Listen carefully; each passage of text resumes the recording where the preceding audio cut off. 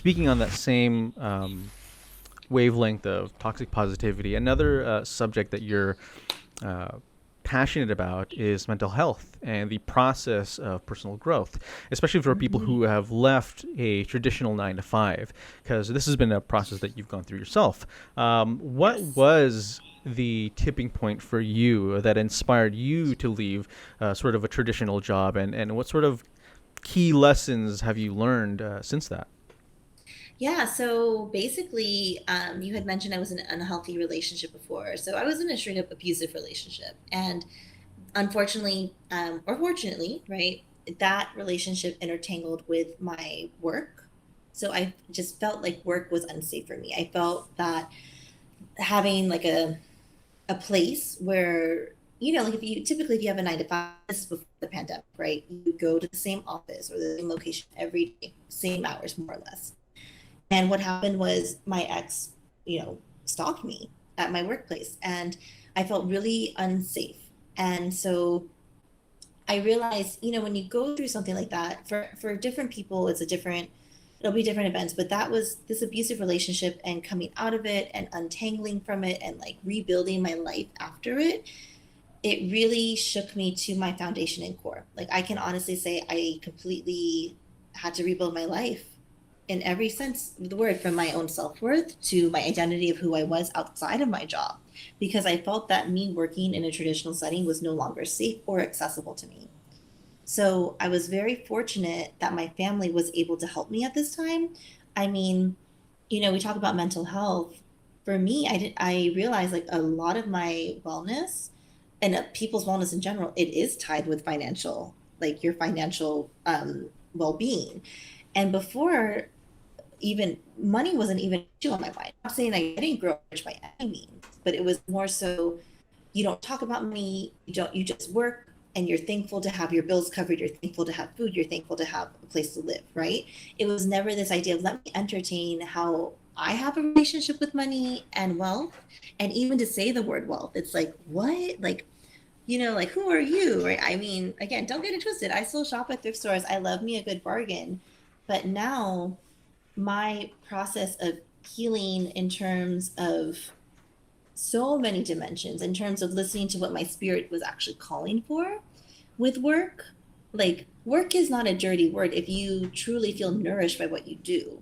And a lot of people, especially if you're like children of immigrants, they don't promote that. They're not going to say, "Oh, follow your heart." It's like, Yeah. no, it's like get a stable job, Mm-hmm. you know? Mm-hmm. Like do something that makes sense. Like right? But now it's like I feel that again, we're in this interesting phase where a lot of folks are realizing, damn, like I went to pharmacy school or I went to law school, I became a doctor and I hate it, or I'm an accountant, I fucking hate it.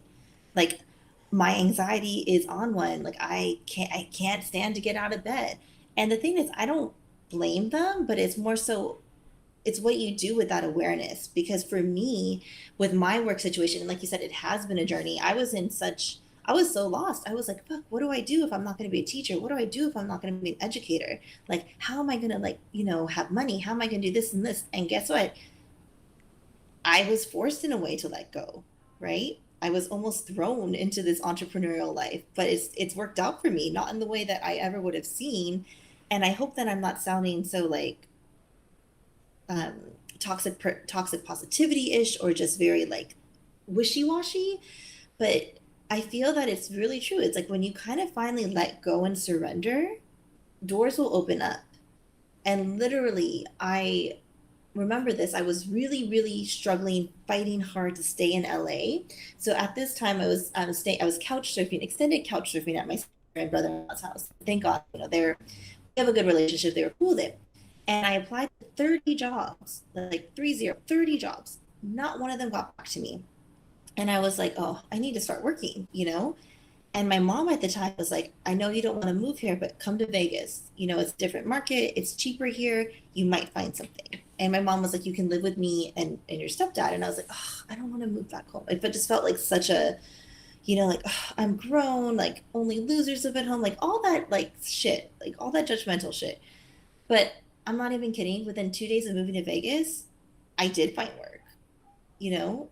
And that was sort of one of the start of me launching my own private teaching business, right? And Wow. so I went from feeling like I had no opportunities, no way out, this safety and security that does come with a 9 to 5. There's nothing wrong with 9 to 5s if it's what it's what works for people. What's what works for you is what matters most.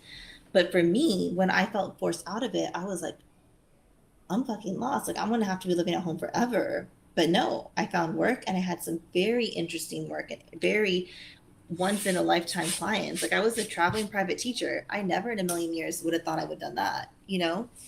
But it worked out for me. I'm not to say it was easy, but there's a lot of like mental finaglings and renegotiations and having to revision yourself and revision your life. Because especially, I hate to be like in this society, but for real, it's like in this society, a lot of people conflate their own self-worth with their job title or their education or their, if you can't come to work one day, you're just going to be replaced, right? Mm-hmm. Like to the left, like straight Mm-hmm. up. Mm-hmm. And so for me, this entire process of leaving the 9 to 5, and I'm still in the journey of really kind of finding my sweet spot of where am I, who am I, if I don't let a job identify me, right?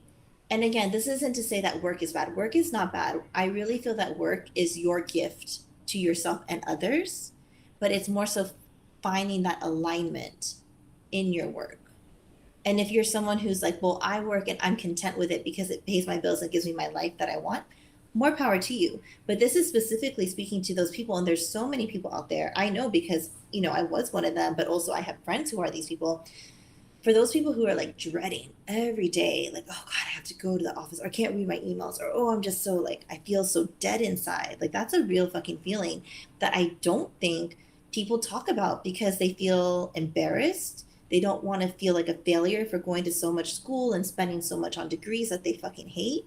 Or they don't want to give up that status, lifestyle, expectation, this idea of prestige that their job holds.